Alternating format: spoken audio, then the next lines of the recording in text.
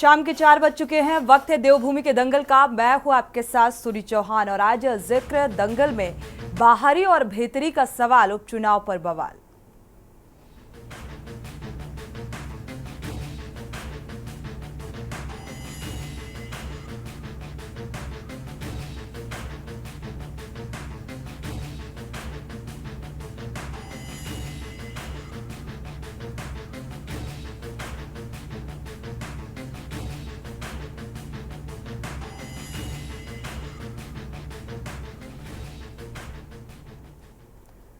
उत्तराखंड की 2 विधानसभा सीटों में होने वाले उपचुनाव के लिए राज्य में सियासी घमासान तेज हो चुका है। बीजेपी और कांग्रेस समेत तमाम राजनीतिक दल इस उपचुनाव को जीतने के लिए पूरी ताकत लगाए हुए हैं और लोकसभा चुनाव में मिली जीत से उत्साहित बीजेपी जीत को लेकर काफी आश्वस्त है और वहीं कांग्रेस ने इस चुनाव के बीच बाहरी और भीतरी का सवाल भी खड़ा कर दिया है।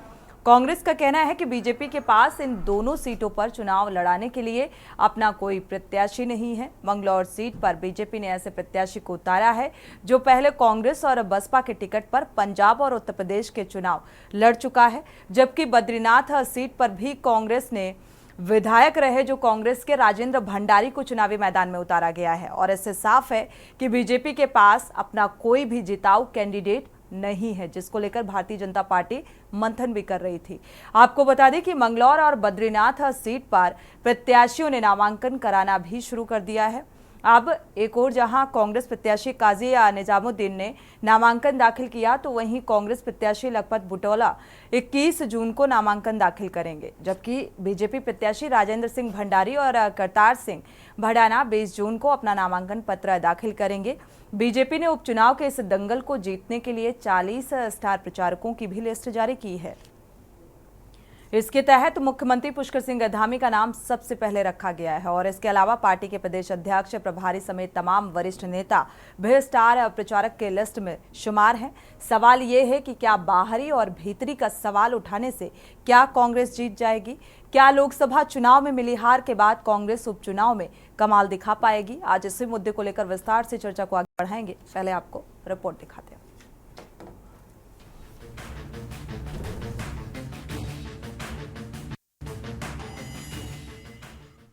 देवभूमि उत्तराखंड में हुए लोकसभा चुनाव के बाद अब उपचुनाव जीतने की नई जंग हो चुकी है। प्रदेश की 2 विधानसभा बद्रीनाथ और मंगलौर विधानसभा सीटों में 10 जुलाई को होने वाले मतदान के लिए नामांकन की प्रक्रिया जारी है। इस बीच कांग्रेस प्रत्याशी काजी निजामुद्दीन ने नामांकन दाखिल। इसके बाद अब कांग्रेस बद्रीनाथ विधानसभा सीट से पार्टी के प्रत्याशी लखपत बुटौला के नामांकन की तैयारियों में जुट गई है। वहीं भाजपा की बात करें तो भाजपा के दोनों प्रत्याशी 20 जून को नामांकन करने जा रहे हैं। मुख्यमंत्री पुष्कर सिंह धामी नामांकन के दौरान मौजूद रहेंगे। वहीं लोकसभा चुनाव में मिली जीत से भाजपा काफी उत्साहित नजर आ रही है, जबकि कांग्रेस भाजपा पर अपने प्रत्याशियों के टोटा होने का दावा कर रही है। हम मजबूती के साथ कांग्रेस तैयार है। अभी आपने लोकसभा के चुनाव में जो मंगलौर विधानसभा का रिजल्ट आपने देखा होगा, उस रिज़ल्ट में हमको 44,000 से ऊपर वोट मिले हैं। बीजेपी को 21,000 के लगभग वोट मिले हैं और बीएसपी को 5,000 वोट मिले हैं। तो ये हमारी तैयारियों का ही नतीजा है। कांग्रेस पार्टी पूरी तरह इस उपचुनाव को लड़ने के लिए तैयार है और मजबूती के साथ तैयार है। उनके पास साधन और संसाधन की कमी नहीं है, लेकिन साधन और संसाधन से चुनाव नहीं लड़े जाते। चुनाव जनता के प्यार से, आशीर्वाद से लड़े जाते हैं, जो कांग्रेस के पास भरपूर है।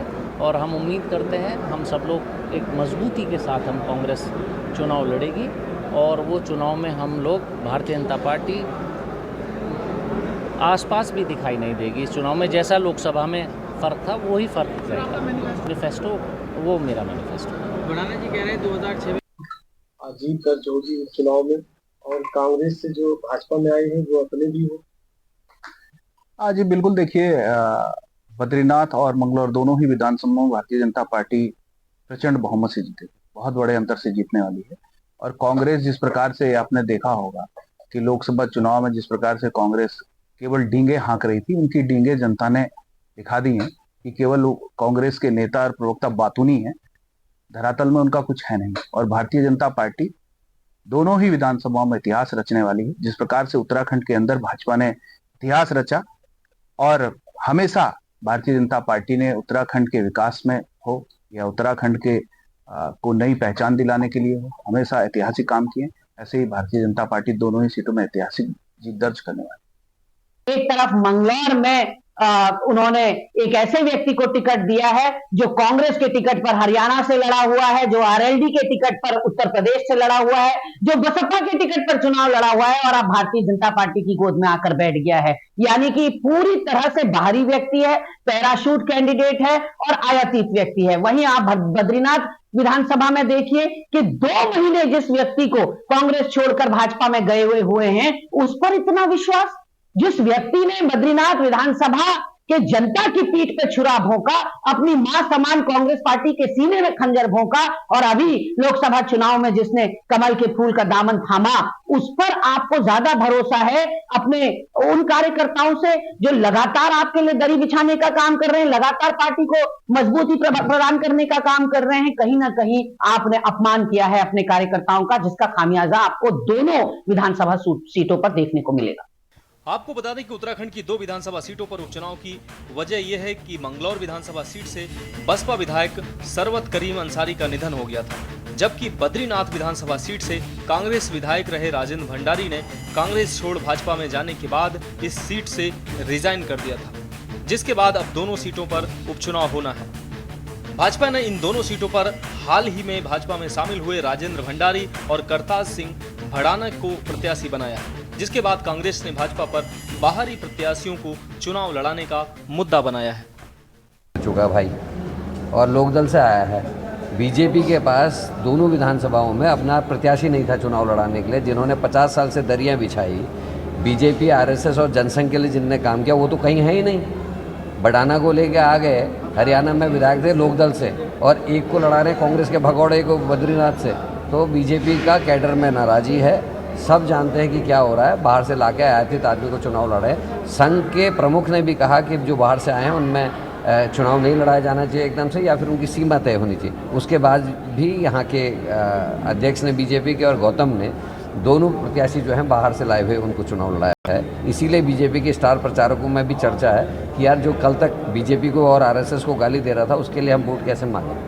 स्टार प्रचारकों के नाम चुनाव आयोग को हमने भेजे हैं और ये स्टार प्रचारक दोनों विधानसभा क्षेत्र में जाकर के सभाएं भी करेंगे, कार्यकर्ताओं के साथ में बैठक भी करेंगे, जनता के साथ भी बैठक करेंगे और केंद्र सरकार के, राज्य सरकार की उपलब्धियों को जन जन तक पहुंचाने का काम करेंगे, ताकि जो लोग भारतीय जनता पार्टी के साथ में जुड़े हैं उनका भी उत्साहवर्धन हो और जो लोग नहीं जुड़े हैं वो लोग भी भारतीय जनता पार्टी के समर्थन में आएँ और दोनों सीटों पर भारतीय जनता पार्टी प्रचंड बहुमत के साथ में विधानसभा चुनाव जीते। ये स्टार प्रचारक इस काम को करेंगे। कुल मिलाकर लोकसभा चुनाव के बाद अब राज्य में उपचुनाव की तैयारियां शुरू हो गई हैं। निश्चित ही भाजपा लोकसभा चुनाव में मिली जीत से उत्साहित है, लेकिन भाजपा को याद रखना होगा कि मंगलौर सीट पर भाजपा कभी भी चुनाव नहीं जीती है। हालांकि उत्तराखंड के इतिहास में विधानसभा उपचुनाव का गणित हमेशा सत्ताधारी दल के पक्ष में झुका रहा है।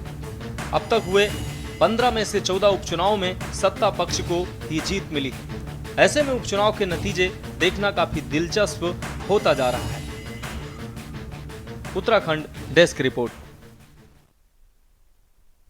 तो देवभूमि के दंगल में आज चर्चा इसी बात को लेकर, क्योंकि जो उपचुनाव है इसको लेकर अब 40 स्टार प्रचारकों की लिस्ट भी जो है, स्टार प्रचारक के नामों का ऐलान कर दिया गया है, यानी कि लिस्ट जारी कर दी गई है। एक तरफ तैयारियां, एक तरफ नामांकन की प्रक्रिया की भी शुरुआत और दूसरी तरफ मंगलौर सीट जो है, मंगलौर सीट को लेकर लगातार अब कयासबाजी और आरोप और प्रत्यारोप शुरू हो चुके हैं, क्योंकि विपक्ष का जो एक सवाल निकलकर सामने आ रहा है कि भारतीय जनता पार्टी के पास क्या जिताऊ कैंडिडेट नहीं है और इसीलिए ऐसे नाम का ऐलान किया गया जो पहले कांग्रेस के टिकट पर भी लड़ा, बसपा के टिकट पर भी लड़ा और उत्तर प्रदेश समेत पंजाब समेत ये चुनाव लड़ सके हैं। तो इसी राजनीति को लेकर देवभूमि के दंगल में चर्चा की शुरुआत करते हैं। खास मेहमान जुड़ चुके हैं, आपका परिचय करा देते हैं। बीजेपी से नवीन जी हैं, स्वागत है आपका बहुत बहुत इस चर्चा में शामिल होने के लिए। और कांग्रेस प्रवक्ता सूरज सिंह नेगी जी जुड़े हुए हैं, आपका भी बहुत बहुत स्वागत इस चर्चा में शामिल होने के लिए। यूकेडी नेता पीसी थपलियाल जी जुड़ चुके हैं। आपका भी बहुत बहुत स्वागत इस चर्चा में शामिल होने के लिए। वरिष्ठ पत्रकार अरुण शर्मा जी जुड़ चुके हैं। आपका भी बहुत बहुत स्वागत इस चर्चा में शामिल होने के लिए। शुरुआत बीजेपी प्रवक्ता से आज कर लेते हैं, नवीन पिरसाली जी से। नवीन जी, क्योंकि मंगलौर सीट का अगर जिक्र किया जाए, विपक्ष का आरोप कांग्रेस का भाई ये मानना है कि क्या भारतीय जनता पार्टी के पास जिताऊ कैंडिडेट नहीं है और इसीलिए ऐसे नाम का ऐलान किया गया जिस पर कोई भरोसा नहीं। देखिए सोनी जी, भारतीय जनता पार्टी कितना भरोसा करती है ये भी जानेंगे। हमें अपने उम्मीदवारों पर पूरा भरोसा है। संगठन ने बहुत सोच समझकर अपने उम्मीदवार उतारे हुए हैं। देखिए, बाहर भीतर की बात करने वाली कांग्रेस, जिसको उत्तराखंड की देवतुल्य जनता ने बाहर का रास्ता दिखा दिया, वो अभी बाहर भीतर में ही फंसे हुए हैं। और मुझे लगता है कि भारतीय जनता पार्टी से ज्यादा भाजपा का प्रचार आज कांग्रेस कर रही है। कांग्रेस अपना प्रचार नहीं कर पा रही है, उनके पास कहने को कुछ नहीं है, वो केवल भारतीय जनता पार्टी के पीछे पड़ी है, भारतीय जनता पार्टी की सफलता से ईर्ष्या कर रही है। तो इसमें सीधी सी बात है कि कांग्रेस के पास आज दम नहीं है उत्तराखंड में चुनाव लड़ने का। उनका कोई नेतृत्व नहीं है, संगठन नहीं है, कार्यकर्ता नहीं है। तो हर तरह से विहीन पार्टी आज केवल भारतीय जनता पार्टी की सफलता से ईर्ष्या करने के बजाय उसके पास कोई रास्ता नहीं है। जहां तक बात है भारतीय जनता पार्टी के कैंडिडेट्स की, तो कैंडिडेट चाहे राजेंद्र भंडारी जी हो, चाहे भडाना जी हो, सभी अनुभवी कैंडिडेट हैं और भारतीय जनता पार्टी के सदस्य हैं। और भारतीय जनता पार्टी के सदस्य और कार्यकर्ता होने के नाते उनको टिकट दिया गया है और उनके पास कांग्रेस से ज्यादा अनुभव है चुनाव लड़ने का और क्षेत्र में भी पकड़ उनसे ज्यादा है। तो इसलिए आप आइडिया लगा सकते हैं कि और जिस प्रकार से उत्तराखंड की देवतुल्य जनता का आशीर्वाद हमेशा भारतीय जनता पार्टी के साथ रहता है, तो भारतीय जनता पार्टी आश्वस्त है देवतुल्य जनता के नहीं, राजनीतिक अनुभव को लेकर सवाल नहीं है नवीन जी। राजनीतिक अनुभव है कि अगर हर पार्टी में इस कैंडिडेट ने अपना राजनीतिक जो करियर है बनाया है, लेकिन भरोसा इस बात का कि ये एक दल में स्थायी रहेंगे क्या, और इसीलिए बाहरी और भीतरी का भी सवाल उठा रहा है विपक्ष। हमारे साथ कांग्रेस प्रवक्ता भी जुड़ चुके हैं, सूरज सिंह नेगी जी। सूरज सिंह नेगी जी, कांग्रेस की तैयारी को लेकर भी प्रतिक्रिया, उपचुनाव को लेकर क्या कुछ तैयारी जो कैंडिडेट कांग्रेस ने उतारे, साथ ही ये बाहरी और भीतरी का जो सवाल आप लोग उठा रहे हैं। जहां तक कांग्रेस की तैयारियों का सवाल है, तो कांग्रेस में हमारे जो वहां पर प्रत्याशी हैं मंगलौर में, वो पूर्व में विधायक रह चुके हैं। पिछला चुनाव भी वो बहुत मामूली अंतर से जो है पिछड़ गए थे। तो उनकी तैयारी क्षेत्र में हमेशा जो है सक्रिय रूप से रहते हैं। उनकी क्षेत्र में एक छवि है और वो वहां पर हैं। और जो बद्रीनाथ सीट पर है, जो हमारे प्रत्याशी हैं, वो जिला पंचायत के उपाध्यक्ष रह चुके हैं, कार्यकारी कार्यवाहक भी वहां पर रह चुके हैं और लंबे समय से क्षेत्र में काम कर रहे हैं, सक्रिय हैं। उनकी सक्रियता के साथ साथ पार्टी भी जो है वहां पर पूरी तरीके से मजबूत है। और उत्तराखंड की जनता ने, बद्रीनाथ की जनता ने लोकसभा के चुनाव में दिखा दिया है कि आप जनता के वोटों के साथ में अगर गद्दारी करेंगे, जनता के पीठ पर छुरा घोंपने की कोशिश करेंगे, जिन लोगों ने आपको सत्ता तक पहुंचाया और आप ईडी, सीबीआई और तमाम प्रलोभनों से डर के मारे आप जनता का अपमान करते हैं। अरे फांसी के फंदे पे चढ़ जाओ ना, तो इनकी जेलों में कितनी ताकत है, सामना करो उस चीज का। तो ये डरे हुए जो लोग हैं वो गए हैं, तो इससे जनता जो है छुप गए हैं और बद्रीनाथ पर जो है थोपा गया चुनाव है। और मैं तो कहता हूं कि भारतीय जनता पार्टी ने जो ये खरीद फरोख्त की राजनीति कर रखी है, डराने धमकाने की राजनीति कर रही है, ईडी सीबीआई के माध्यम से, इनकम टैक्स के माध्यम से, तमाम जांच एजेंसियों के माध्यम से लोगों को डराया धमकाया जो जा रहा है, उससे जनता त्रस्त आ चुकी है और उनके द्वारा थोपा गया चुनाव है बद्रीनाथ पर। तो इस बार जो है जनता वहां पर जो है इनको जवाब देगी। और जिस प्रकार से इन्होंने मंगलौर में एक आयातित प्रत्याशी को, जिनका एक ट्रैक रिकॉर्ड है कि वो कहीं कहीं जाकर के चुनाव लड़ते हैं, आखिर उनकी योग्यता क्या है? यही तो योग्यता है कि वो जाकर के धन बल के आधार पर और तमाम प्रपंचों के आधार पर चुनाव को प्रभावित करते हैं। परंतु मंगलौर में भी जो है भारतीय जनता पार्टी को वहां की जनता ने कभी आज तक का इतिहास है स्वीकार नहीं किया। विपक्ष फिलहाल भारतीय जनता पार्टी के जो कैंडिडेट उपचुनाव में उतारे गए हैं, जिन नामों का ऐलान किया गया है, जाहिर सी बात है उनको आप लोग बाहर ही मान रहे हैं, है ना? नहीं है। और इस प्रकार से जो है उस दिवालिया उत्तराखंड की जो देवतुल्य जनता है वो स्वीकार करने वाली नहीं है। ठीक है, वो तो आने वाला वक्त थोड़ा सा इंतजार करना होगा। तैयारियां फिलहाल ये बात बिल्कुल सच है कि लोकसभा चुनाव के जो नतीजे निकलकर सामने आए हैं, इससे जो है काफ़ी गदगद है कांग्रेस। पीसी थपलियाल जी का रुख कर लेते हैं। पीसी थपलियाल जी, इस बार के उपचुनाव को आप कैसे देख रहे हैं? सत्ता पक्ष की तैयारी, जो कैंडिडेट उतारे गए, जिन नामों का ऐलान किया गया, उसको फिलहाल विपक्ष बाहरी मानकर चल रहा है। देखिए, जो जिस तरह से भारतीय जनता पार्टी का व्यवहार इस देवभूमि की जनता के प्रति है, उससे जो भी बुद्धिजीवी हैं बहुत ही निराश हैं, क्योंकि जिस तरह के हथकंडे ये अपना रही है और इस लोकसभा चुनाव में तो हम सब ने देखा कि बिलो द बेल्ट हिट किया। इन्होंने विपक्षियों के अकाउंट बंद कर दिए, इन्होंने ईडी और सीबीआई का सहारा लेते हुए विपक्ष को डराया, धमकाया, जेल में डाला, चुने हुए मुख्यमंत्रियों को। तमाम चीजें लोकतंत्र के जो विरुद्ध मर्यादाओं के विरुद्ध है, इन्होंने किया। इसके बावजूद भी मंगलौर सीट पे विपक्ष के आगे बौनी थी भारतीय जनता पार्टी, तो अभी लोकसभा चुनाव में, और इसलिए इस सीट के लिए उसने एक ऐसे व्यक्ति को हरियाणा से लाया जिसका रिकॉर्ड है कि वो केवल धन बल के आधार पर, क्योंकि मैंने इसके पहले के रिकॉर्ड खंगाले, एक कई मोटरसाइकिलें युवाओं को देता है और उनको कहता है कि तुम मेरा को अगर जीत गया मैं तो ये मोटरसाइकिल तुम्हारी, और अगर हार गया तो भैया वापस करनी पड़ेगी। ये मतलब बिल्कुल कंफर्म ये इन्होंने ये किया है। इसीलिए पठाना साहब को इस मंगलौर सीट पे एक ऐसे खेल के लिए लाया गया है जो लोकतंत्र में जिस पार्टी की, जिसकी चाल चरित्र की बात करती थी, जो पार्टी, वो पार्टी जिसपे कि उत्तराखंड के लोग आंख बीच कर विश्वास करते हैं, ऐसा व्यवहार ये पार्टी उत्तराखंड की देवभूमि में ये कर रही है। हम इसको घोर शब्दों में इसकी भर्त्सना करते हैं। और जो दल बदलू बद्रीनाथ, जहां पे इनका अध्यक्ष फूट फूट के रोया था लोकसभा चुनाव में, उस बद्रीनाथ में जहां की एक व्यक्ति दल बदल कर जाता है और इस गरीब राज्य में चुनाव थोपता है, उस व्यक्ति को टिकट देकर और वहां से ला रहे हैं जो एक कुछ दिनों पहले कांग्रेस का, यानी एक धोखेबाज, यानी एक ऐसा व्यक्ति जो सीबीसीआईडी है, जो भी बीजेपी का प्रेशर था उससे डर गया, यानी कहीं ना कहीं उसकी ईमानदारी सवालिया निशान पे है। ऐसा व्यक्ति अगर हमारे को दिया जाता है बद्रीनाथ सीट पे, जो बद्रीनाथ पूरे देश की नजर इस सीट पे रहेगी, तो निश्चित रूप से भारतीय जनता पार्टी अपने को और गिरा रही है।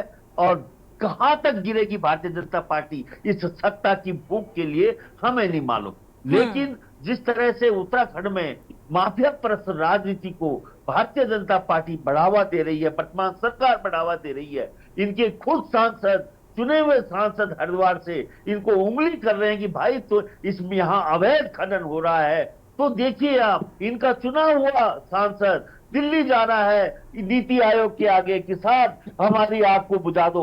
ऐसी बौनी और अयोग्य सरकार को ढोने के लिए हम मजबूर हैं और इसलिए हम पूरी ताकत लगाएंगे इस सरकार को खून चटाने के लिए। इस चुनाव में निश्चित रूप से जनता जाग चुकी है और भारतीय जनता पार्टी नंगी हो चुकी है जनता के आगे। इसके पास कपड़े ढकने के लिए नहीं है, विरोध जिसको बोलते हैं स्तर से बहुत नीचे गिर चुकी है भारतीय जनता पार्टी। लोकसभा चुनाव के दौरान भी देखा जाए कांग्रेस ने जिस तरीके से मसले और मुद्दे उठाए और रिजल्ट क्या आया, नतीजे क्या सामने आए, हालांकि उससे काफी उत्साहित है जिस तरीके का नतीजा आया है, या जो आंकड़ा था भारतीय जनता पार्टी का, वो आंकड़ा भारतीय जनता पार्टी नहीं छू पाई।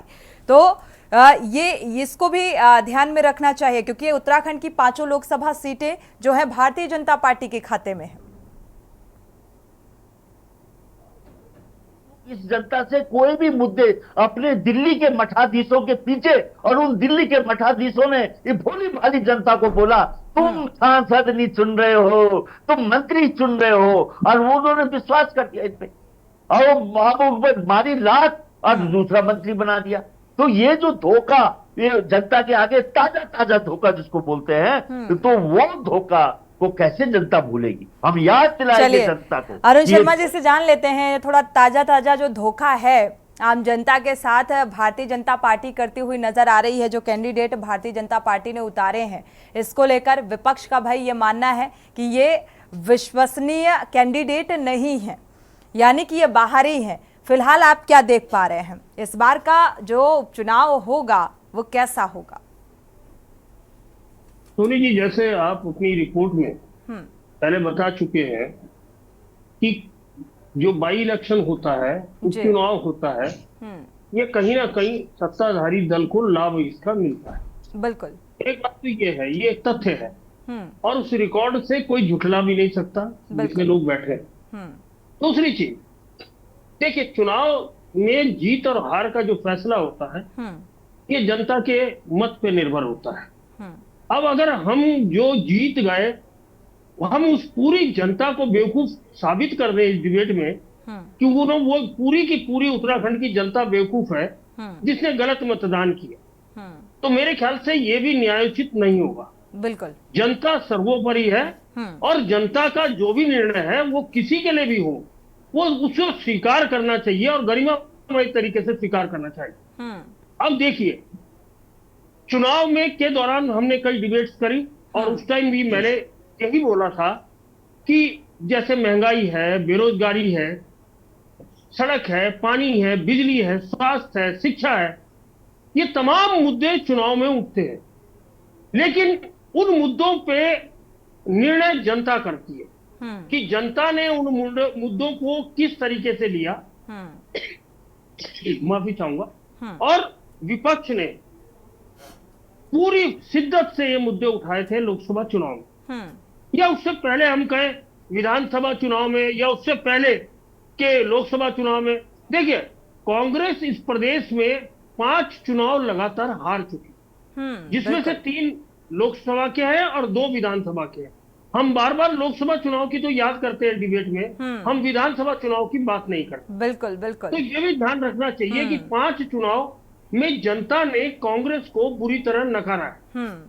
और अब कांग्रेस कौन सा अल्लादीन का चिराग लेके आ जाएगी कि वो घिसेगी और सारे ईवीएम के बटन उनके पक्ष में दब जाएंगे, ये मेरी समझ से परे है।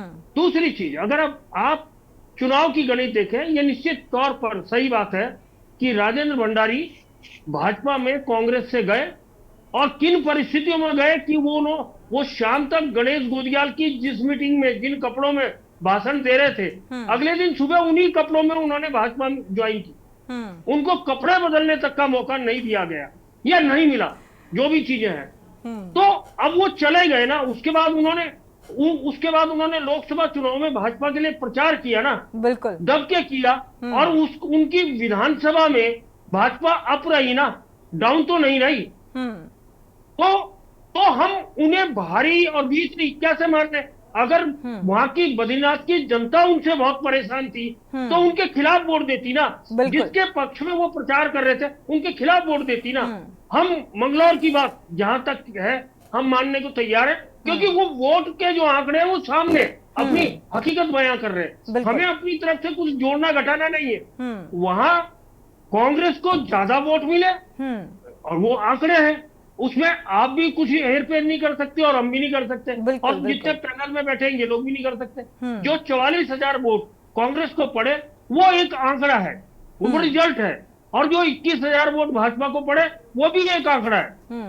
तो अब निश्चित तौर पर मंगलौर में कांग्रेस का पक्ष आज की जो परिस्थिति हमें दिख रही है उसमें भारी है। मंगलौर बिल्कुल लोकप्रिय नेता है, और उससे पहले मैं आपको याद दिला दूं कि उनके पिताजी उस इलाके से लंबे समय तक विधायक रहे हैं, काजी मोइनुद्दीन, और हमें यह सौभाग्य है कि हमने उत्तराखंड की पहली अंतरिम विधानसभा में उन्हें देखा, और उसके बाद उनके लड़के को देखा जब उनकी डेथ हो गई। उसके बाद काजी ने चुनाव लड़ा, हमने काजी को भी देखा, और हमने ये भी देखा कि काजी विधानसभा में कितना होमवर्क करके आता है, किस तरह मुद्दों को उठाता है, किस तरह बहस में भाग लेता है, हमने वो भी देखा। शायद और पैनलिस्ट ने नहीं देखा होगा, क्योंकि मैं पिछले 24 साल से विधानसभा कवर कर रहा हूं, मैंने वो भी देखा है। तो जो चीज देखी है आंखों से उसे हम कैसे झुठलाएं? निश्चित तौर पर आज की तारीख में बात करेंगे तो आज की तारीख में मंगलौर में कांग्रेस का पक्ष भारी है, लेकिन ये चुनाव है, चुनाव में ऊंट कब क्या करवट बदलेगा आपको और हमें नहीं पता। वो 13 जुलाई को जब मतगणना होगी उसके बाद ही वो परिणाम सामने आएगा। तभी हमें यह आकलन करना चाहिए कि किस पार्टी ने किस तरह जनता के मुद्दों को लेकर काम किया और किसको जनता ने पसंद किया और अपना मत दिया। जी सोनी जी, ये बात तो साफ है, क्योंकि होमवर्क को लेकर एक शब्द जो निकलकर सामने आया, होमवर्क में कौन सी पार्टी कितनी माहिर है, क्योंकि हमारे साथ कांग्रेस से प्रवक्ता जुड़े हुए हैं, रुख करेंगे सूरज सिंह जी का। सूरज सिंह जी, एक अहम सवाल जो निकलकर अभी अरुण शर्मा जी की बात से सामने आया कि क्यों नकारा जनता ने, चाहे विधानसभा चुनाव का जिक्र करें, इस बार के जो नतीजे सामने आए उससे काफी उत्साहित है कांग्रेस पार्टी, लेकिन इसको लेकर क्या मंथन किया गया कि जनता ने नकारा तो नकारा क्यों? आगे उपचुनाव को लेकर क्या कुछ होमवर्क? मंगलौर सीट को लेकर आप लोग जीत का दावा करते हुए नजर आ रहे हैं, क्योंकि अभी जो करंट में स्थितियां हैं या जो रिजल्ट निकलकर सामने आया या वोटिंग प्रतिशत रहा, उस आधार पर देखा जाए तो पुख्ता जीत मानकर चल रहे हैं। बद्रीनाथ सीट को लेकर क्या तैयारी, किस तरीके से आप पूरी तरीके से आश्वस्त होंगे जीत को लेकर? देखिए सोनी जी, हमारे मित्र हैं अरुण शर्मा जी, पत्रकार साहब जी, इन्होंने कहा कि जनता ने आपको नकार दिया है। ये नहीं है कि हम ये कहें कि जनता ने हमको नकार दिया। ये सही है कि लोकसभा के चुनाव में हमको कोई सीट नहीं मिली, परंतु विधानसभा में भले जनता उत्तराखंड की जनता ने हमको जो है सत्ता न दी हो, परंतु विपक्ष का मैंडेट दिया है और हमारे जो है विपक्ष के विधायक वहां पर हैं, हमारा पूरा 19 विधायक हमारे हैं। ठीक है, तो ये नहीं कह सकते हम कि जनता ने बिल्कुल नकार दिया। और आप ये देखिए कि जिस तरीके से पिछले 2022 ये चुनाव हो, 22 का चुनाव हो या उससे पहले 17 का चुनाव हो, किस प्रकार से इन्होंने जो है धार्मिक आधार पर ध्रुवीकरण किया, ये तमाम नतीजे उत्तराखंड की जो जनमानस है उस वहां पर जब विकास की बात आती है, महंगाई की बात आती है, बेरोजगारी की बात आती है, जनता उन मुद्दों को भूल करके और जो भारतीय जनता पार्टी जो धार्मिक रंग जो चुनाव को दे देती है, ध्रुवीकरण जो कर देती है, हिंदुत्व को जो है खतरे में बता देती है, तो पहाड़ का आदमी जो है वो कह देता है वास्तव में हिंदुत्व खतरे में है और भारतीय जनता पार्टी को देना है। दूसरा क्या है कि इन लोगों ने, आप घटनाक्रम देखिए ना, परिस्थितियां ऐसी बना दी हैं कि आज बद्रीनाथ के जो विधायक हैं, जो इनको प्रत्याशी बनाया है, उनके द्वारा और भारतीय जनता पार्टी की साजिश के द्वारा जो है जनता पर थोपा गया चुनाव है ये। तो आखिर थोपने की जरूरत क्यों पड़ी, क्यों इनको आयातित करने की जरूरत पड़ी? और जो भारतीय जनता पार्टी के प्रदेश अध्यक्ष हैं माननीय महेंद्र भट्ट जी, उन्होंने कहा कि कांग्रेस के जो विधायक हैं अगर वो भारतीय जनता पार्टी में आते हैं वो तो वो चिंता न करें, आप वहां से आओ, हम आपको जो है संसाधन भी देंगे और विधायक का चुनाव भी लड़वाएंगे, सरकार हमारी, हम जितवाएंगे भी, साम दाम दंड भेद करके। तो ये इस प्रकार की जो इनकी भारतीय जनता पार्टी की राजनीति है, स्वस्थ लोकतंत्र के पक्ष में कतई नहीं है। और इन्होंने, आपने देखा लोकसभा चुनाव के दौरान हमारे खाते सीज कर दिए गए। पहले चरण का चुनाव था, अगर अंतिम चरण का चुनाव ये होता तो निश्चित तौर पर इसके रिजल्ट कुछ और होते। यहाँ के लोगों को, हमारे प्रत्याशियों को चुनाव में जो है प्रचार का कम समय मिला, ये भी सारी वजह रही। और चलिए, जो समय कम मिला, हालांकि ये वजह निकलकर सामने आ रही है। लोकसभा चुनाव का परिणाम सामने आ चुका है, आगे उपचुनाव की तैयारी है, उसमें विपक्ष का क्या परफॉर्मेंस रहेगा और सत्ता पक्ष का क्या कुछ धरातल पर परफॉर्मेंस नजर आएगी, उसको लेकर इस चर्चा को आगे बढ़ाएंगे, क्योंकि सवाल बेहद महत्वपूर्ण निकलकर सामने आ रहा है। चाल, चरित्र, चेहरा, जिसका लगातार भारतीय जनता पार्टी जिक्र करती है, तो क्या इस चाल, चरित्र, चेहरा जो है वो क्या बेदाग है? और ये खरीद फरोख्त की भी बात निकलकर सामने आ रही है कि जो कैंडिडेट हैं वो आयात और निर्यात किए जाते हैं। इसी के साथ चर्चा में वापसी एक छोटे से ब्रेक के बाद।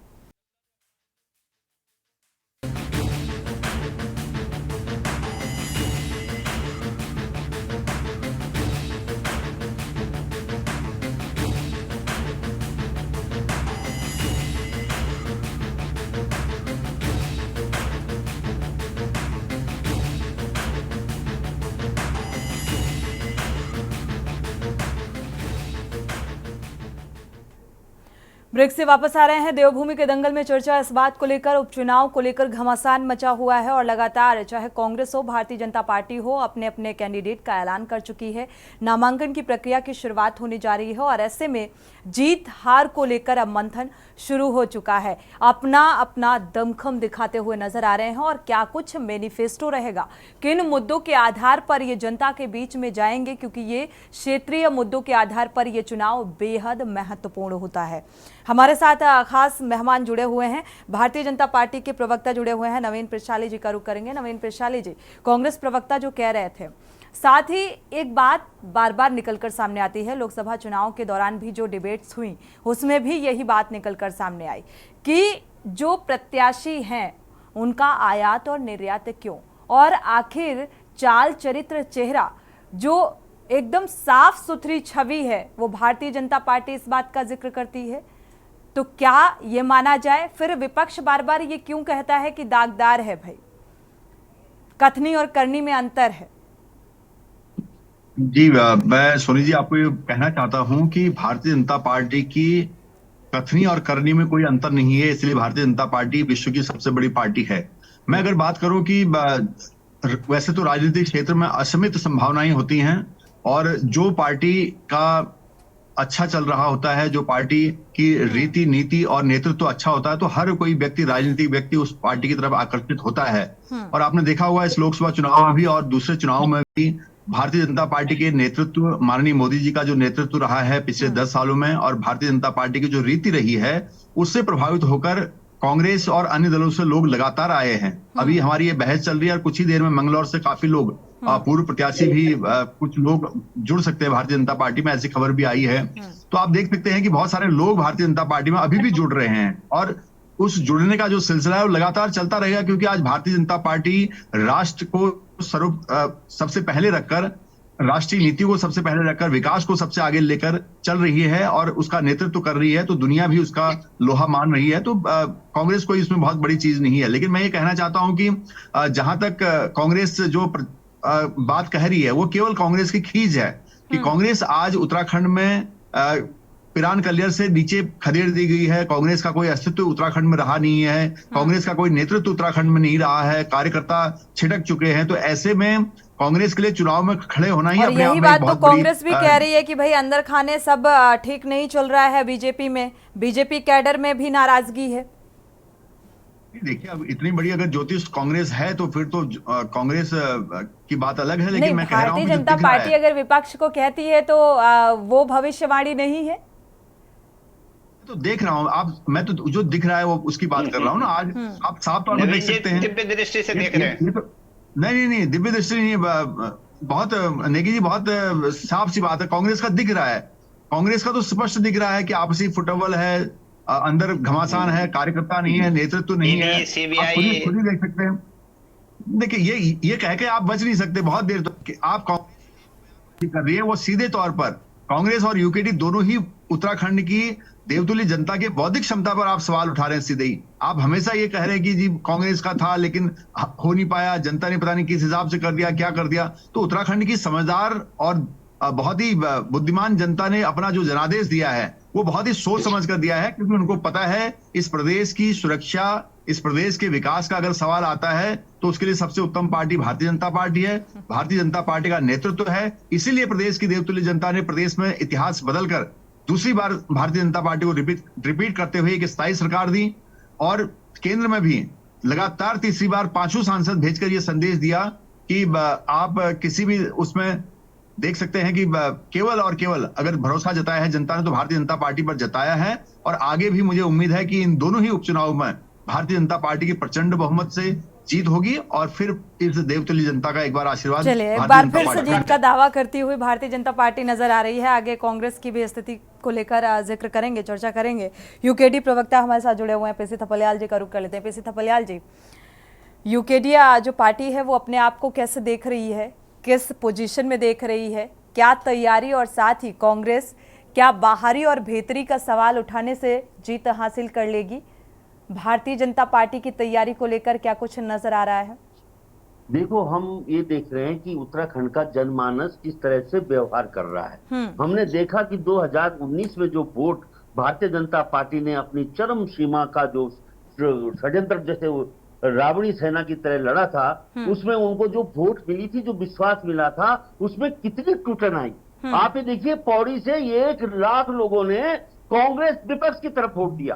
और आपने देखा होगा कि टिहरी में भी एक लड़के ने, जो एक 26 साल के लड़के ने चक्रौता जीती, प्रहलाद जीता, यमुनोत्री जीती, मतलब इनको नहीं दिखाई दे रहा। ये लोग विश्व का सबसे बड़ी पार्टी नहीं, सबसे बड़ा गैंग बन के उभर के आया है और इस पे मोहर लगाई है संघ के जो संचालक हैं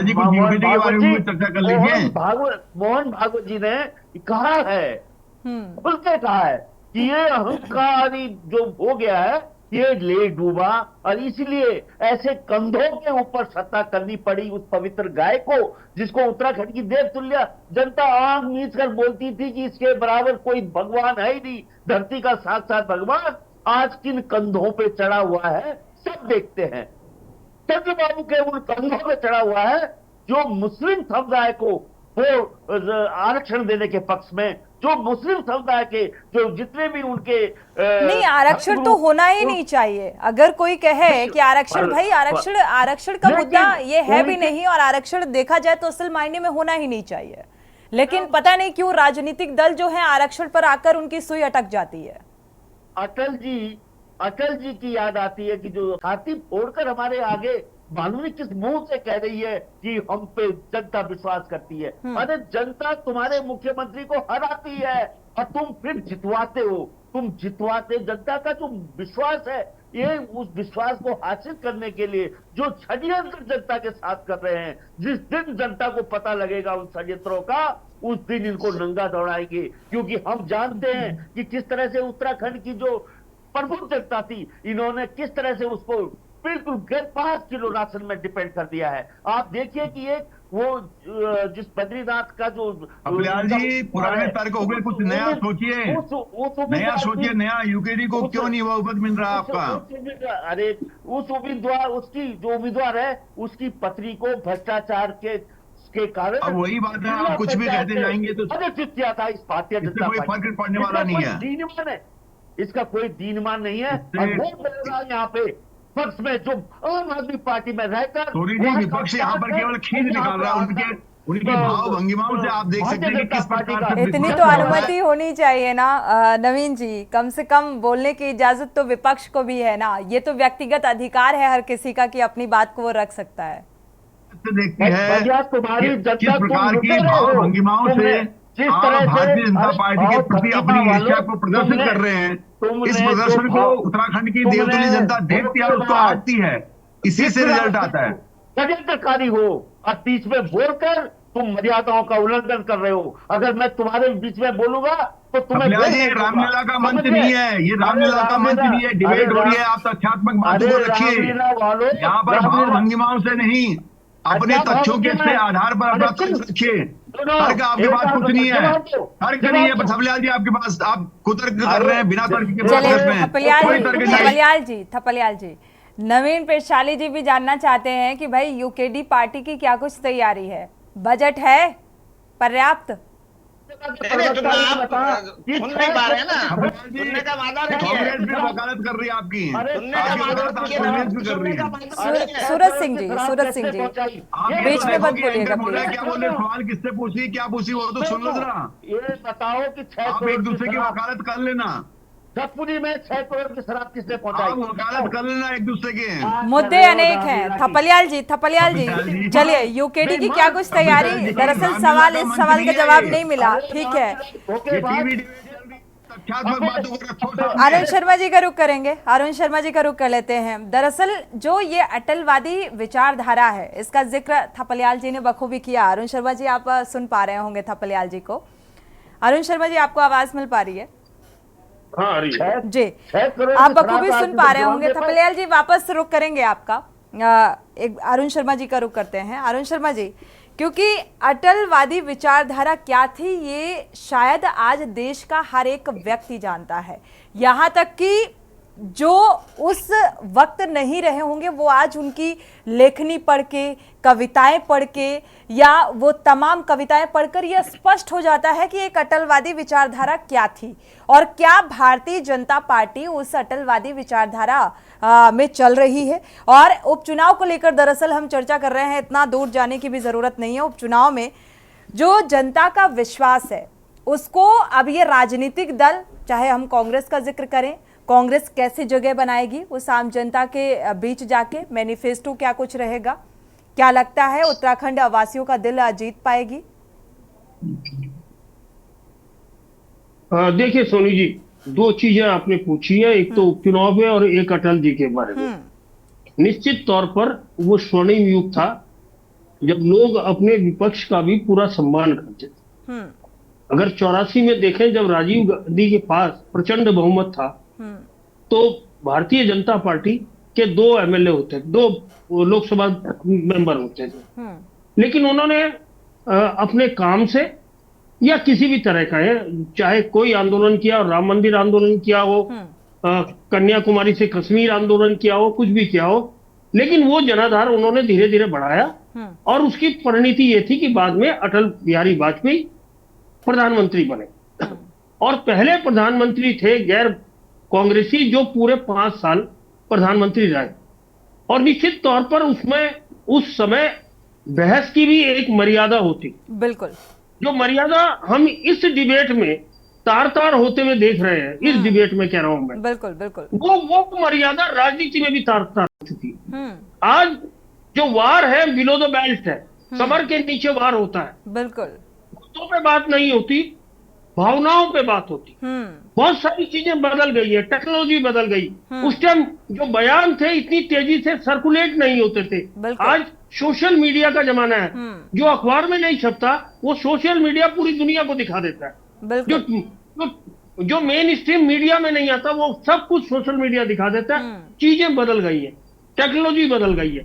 अब देखिए, उस नई टेक्नोलॉजी के साथ कदम से कदम मिला के राजनीतिक दलों को चलना पड़ेगा। जो नहीं चलेगा वो पिछड़ जाएगा, जो पिछड़ जाएगा वो उदाहरण आपके सामने थपलियाल जी बैठे हैं, थपलियाल जी की पार्टी बैठी है, कहीं ना कहीं ये पिछड़ गए।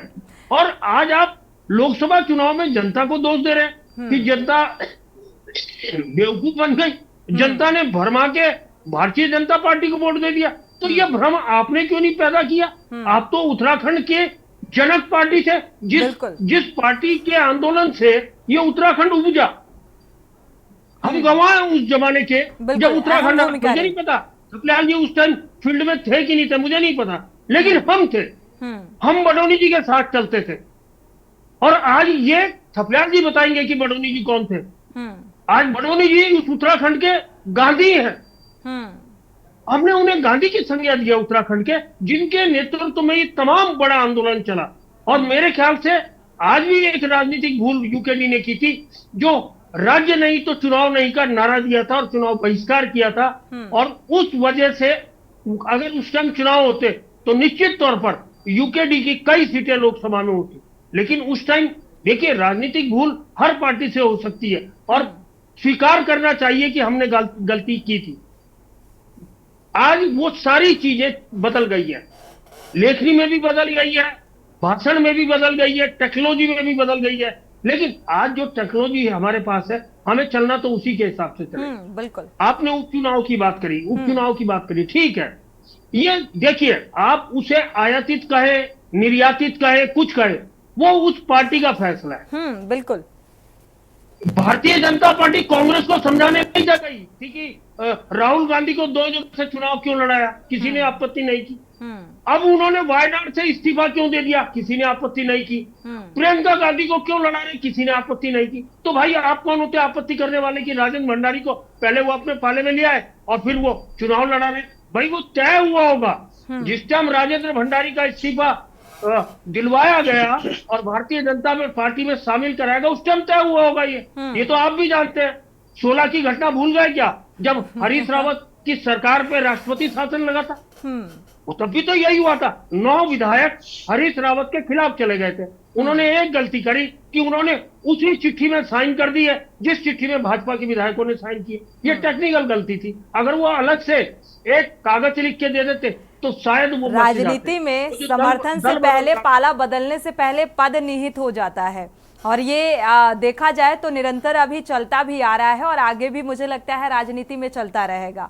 कांग्रेस से प्रवक्ता का रुख कर लेते हैं सूरज सिंह जी का। सूरज सिंह जी, फिलहाल मैनिफेस्टो भी देखा जाए तो कितना अट्रैक्टिव रहने वाला है इस बार उपचुनाव में, जो जनता को लुभा सके? देखिए सोनी जी, अभी आपने जो है हमारे पत्रकार साथी को सुना, शर्मा जी को, कि ये जब राजेंद्र भंडारी जी कांग्रेस छोड़कर भाजपा में गए तभी शर्तें तय हो गई थी, तभी टिकट तय हो गया था। अब इनको बाहरी कहने का, हम उस हिसाब से इनको बाहरी नहीं कह रहे हैं। हमारा कहना है कि ये मुद्दा असली ये है कि राजेंद्र भंडारी जी ने वहां की भारतीय जनता पार्टी की सरकार के दबाव में आकर के, इनकी जांच एजेंसियों के दबाव में आकर के, उनकी पत्नी को ये जेल भेजने की पूरी तैयारी कर रहे थे, और उस दबाव में आकर के उन्होंने पार्टी बदल दी। ये तय हो गया कि तुम्हारा, महेंद्र भट्ट जी ने, मैंने पहले भी कहा था कि महेंद्र भट्ट जी का बयान था कि जो भी लोग भारतीय जनता पार्टी में आएंगे, कांग्रेस की विधायकी छोड़ के आएंगे, उनका टिकट यहाँ पर पक्का है, उनको घबराने की कोई चिंता नहीं है। और संसाधन तो इनके पास जो है पूरे देश के सारे संसाधन जो है इनके पास में है, संसाधनों की कहीं कोई कमी नहीं है। तो मेरा कहना यह है कि जब राजेंद्र भंडारी जी भारतीय जनता पार्टी में शामिल हुए तो क्या उनकी पत्नी के खिलाफ अब जांच होगी, वो जेल जाएंगी? तो ये सारे सवाल आते हैं। हमारा कहना यह है कि हम उस जनता को बताएंगे, बद्रीनाथ की जनता को, कि आप यहां पर हैं और किस प्रकार से भारतीय जनता पार्टी काम कर रही है। इनका जो है पर्दाफाश होना बहुत जरूरी है। और जो जिस प्रकार से जब इनको बोला जाता है, पहली बात तो ये सवाल उठाना ही गलत है। सूरज सिंह नेगी जी, आप भी जानते हैं, अगर भारतीय जनता पार्टी का दामन थामा है और उसे कैंडिडेट बनाया गया है तो फिर क्यों ही उनकी पत्नी के खिलाफ कोई कार्रवाई होगी?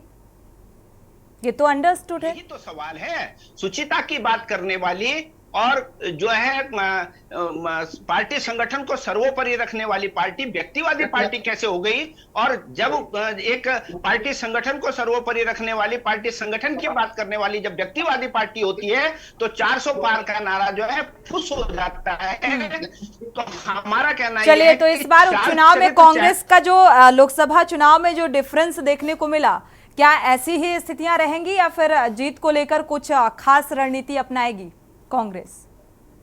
तौर पर जो है जनता देखिए, जो इनके तो जोशीमठ को लेकर इन्होंने आज तक कुछ काम नहीं किया है, वो सारे मुद्दे और जिस प्रकार से इन्होंने जनता पर ये चुनाव थोपा है, क्यों ये जो इस चुनाव पर जो पैसा खर्च होगा, जो बद्रीनाथ का चुनाव है, ये इनके द्वारा भारतीय जनता पार्टी के द्वारा थोपा गया चुनाव है। और इस पर जो जनता की गाड़ी कमाई खर्च होगी, उसकी भरपाई किससे होगी? आखिर होनी तो जनता से है।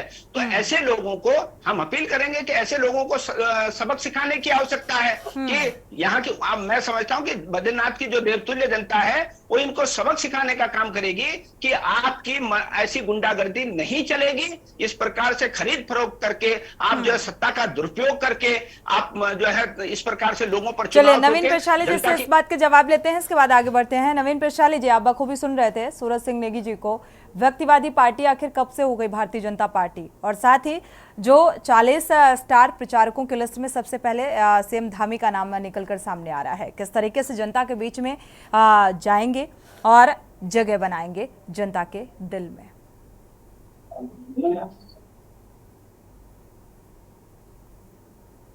नवीन जी, आपकी आवाज नहीं मिल पा रही है जी। सोनी जी, मैं कहना चाह रहा हूं कि भारतीय जनता पार्टी कार्यकर्ता बेस्ड पार्टी है और कार्यकर्ता बेस्ड पार्टी ही रहेगी, संगठन बेस्ड पार्टी है। जबकि कांग्रेस व्यक्तिवादी पार्टी है, व्यक्ति आधारित पार्टी है। कांग्रेस में मोदी की गारंटी, कांग्रेस एक दल की गारंटी में कहां पर पार्टी की बात आती है? मोदी की गारंटी होती है तो मोदी तो व्यक्ति है। मोदी जी नेतृत्व है भारतीय जनता पार्टी का। मोदी जी नेतृत्व है। नेतृत्व का नाम है। आज भारतीय जनता पार्टी के शीर्ष नेतृत्व का नाम मोदी जी है। जब अटल जी थे, अब भारतीय जनता पार्टी के शीर्ष नेतृत्व का नाम अटल बिहारी वाजपेयी जी था। आप कुछ नहीं कर सकते हैं। आपकी चित्र भी आप निकालने की कोशिश कर रहे हैं, इससे कोई फर्क पड़ने वाला नहीं है। आज भारतीय जनता पार्टी के स्टार प्रचारकों, चलिए 400 पार का लक्ष्य जो था वो फिलहाल अब नतीजे आ चुके हैं, उस पर चर्चा करने का कोई मतलब नहीं। मुख्यमंत्री जी ने दिखाया प्रचार किया और उत्तराखंड की 500 सीटों को भारतीय जनता पार्टी के पक्ष में मोड़ने के लिए और प्रचंड बहुमत दिलाने के लिए किस प्रकार से मुख्यमंत्री ने काम किया।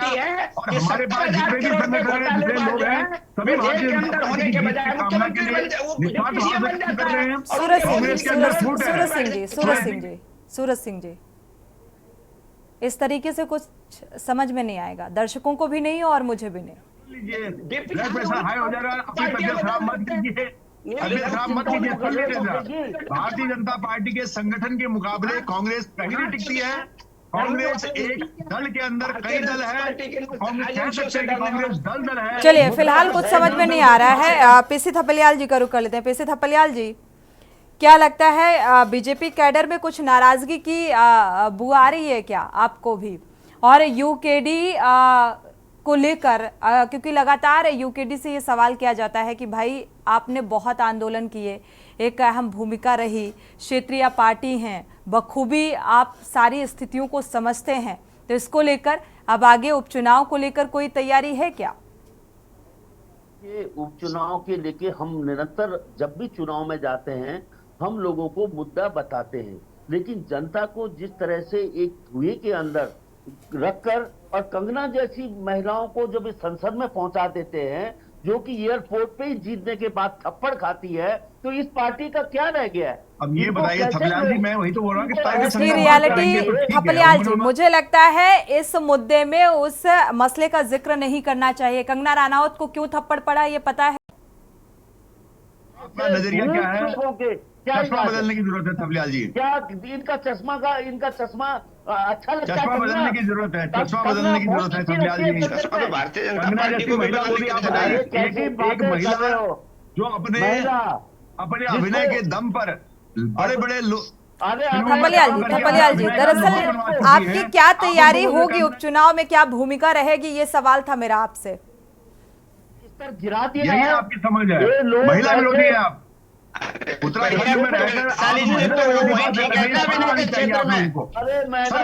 मछली बाजार बना दिया आप लोगों ने।